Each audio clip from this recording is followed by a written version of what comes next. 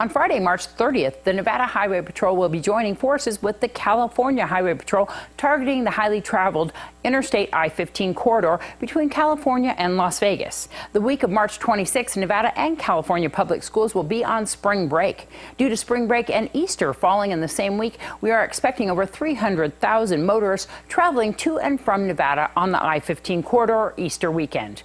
Both NHP and CHP will concentrate enforcement efforts near the Prim area and St. Rose Parkway. The goal of both agencies is to increase overall safety and to have zero fatalities on our roadways during the busy holiday weekend.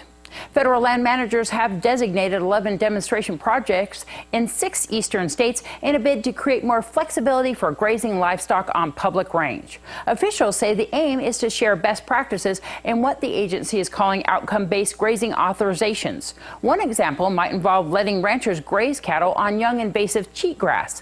The Bureau announced Friday that 5 projects are at ranches in northern Nevada. Others are in Colorado, Idaho, Montana, Oregon, and Wyoming. Local and state leaders are calling for marijuana tax money to be given directly to schools. It was a promise that helped sway the vote here in the state when they legalized marijuana in 2016. Millions of taxes are collected each month for the sale of marijuana. However, the funds are currently not specifically earmarked for education. Some are proposing that this $75 million be taken from the rainy day fund, where it is right now, and given to the Clark County School District right away. Governor Brian Sandoval says the discussion will be made at the next session of the legislature.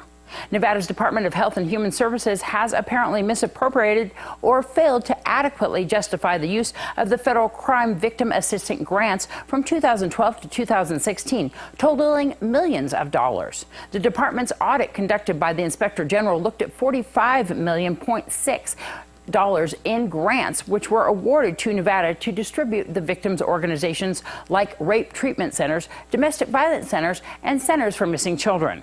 The audit says that the state did not track the funds adequately and did not follow up to ensure compliance with grant conditions. The audit found that $4 million in excess funds were handed out and $1.87 million lacks adequate documentation. There were 22 recommendations to correct the problems. 21 of them have been accepted. The last one is being worked on at the present to resolve a final discrepancy regarding allowable administrative cost. Job growth remains strong throughout the state in February, with a small increase in employment in all 3 metropolitan areas. Year-over-year employment increased in the state as a whole and across all of the state's metro areas this month, while unemployment continued to fall. With unemployment declining, the unemployment rate is now down out of 13 out of 17 counties, and initial claims for unemployment benefits are down out of 12 of 17 counties over the year. Wages in Nevada averaged $914 per week during the third quarter of 2017. Weekly wages range from $753 in Lincoln County to $1,762 in Eureka. I'm Deanna O'Donnell. That's your news across Nevada.